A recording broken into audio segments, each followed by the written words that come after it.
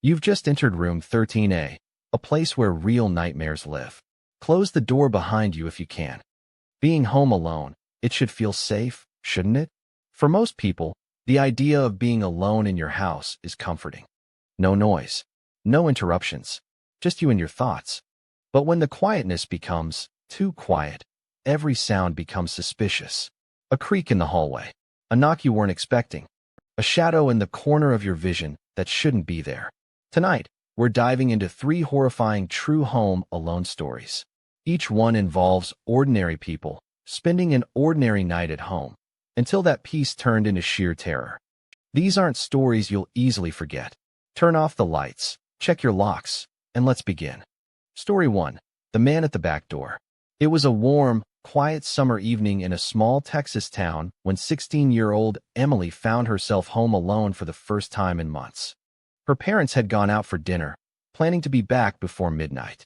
It wasn't unusual. Emily was responsible, level-headed, and their neighborhood had always felt safe. At around 8 p.m., Emily decided to grab a snack and watch TV. She moved to the kitchen, humming to herself as she prepared popcorn. That's when she heard it. A soft knock. Not at the front door. At the back door. Emily froze. Her house backed up to a fenced yard, and the back door led directly into it. No one ever came to the back door, especially not at night. She tiptoed toward it, trying to stay out of view, and peeked through the small glass window. Standing there was a man in his 40s. He wore a baseball cap, jeans, and a faded hoodie. His face was partially shadowed, but his expression was blank. Emily's throat went dry. She tried to act brave. Hello," she called out. The man didn't respond. Instead, he jiggled the doorknob. Emily's heart started pounding. She quickly stepped back, her hands shaking, and grabbed her phone. She dialed her mom, whispering what was happening. Her mom's voice immediately turned serious. "Emily, lock every door and window. Don't say another word. Get somewhere safe." Emily hung up and rushed through the house, making sure everything was locked.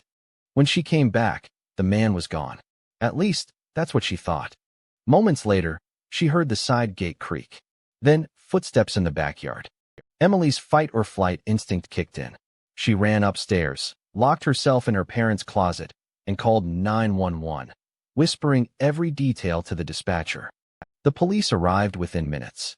When they checked the backyard, the man was nowhere to be found.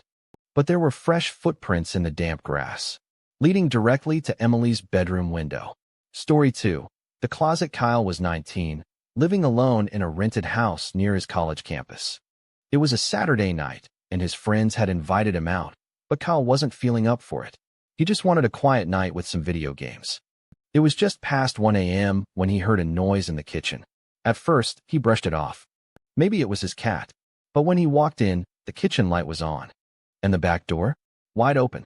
Kyle's stomach dropped. He knew he had locked it earlier. He quickly shut and locked the door, trying to convince himself it had blown open.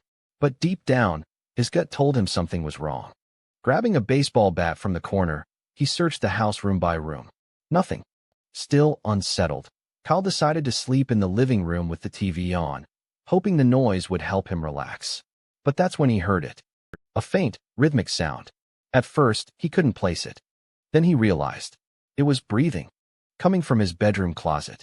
Kyle's blood ran cold. He didn't wait to investigate. He bolted out the front door, barefoot, clutching his phone and bat, and called 911 from his car. When police arrived, they approached cautiously. They went straight to the bedroom. The closet door was slightly open. Inside was a man in dirty clothes, clutching a kitchen knife. He had been there the entire time Kyle had been home. Police later learned he had been squatting in the house for days. Story 3. The Person in the Attic. Sarah, a 28-year-old elementary school teacher, lived in Oregon with her husband. But for several weeks, he'd been away for work, leaving Sarah to spend long nights alone in their 2-story home. At first, everything felt normal. But soon, she began noticing strange things. Food disappearing, items out of place, and a weird, musky smell lingering in the hallway. Sarah chalked it up to stress. But one night, around 2 a.m., she woke to the sound of footsteps above her bedroom. Her heart stopped. There was no upstairs, only an attic. Terrified, Sarah called her brother, who rushed over with a flashlight.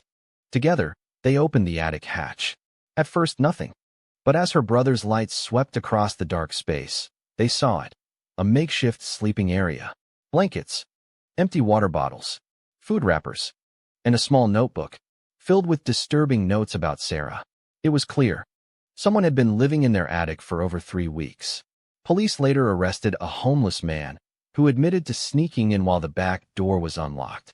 Being home alone is supposed to be peaceful. But for these people, it became a nightmare they'll never forget. Which story scared you the most? Let us know in the comments.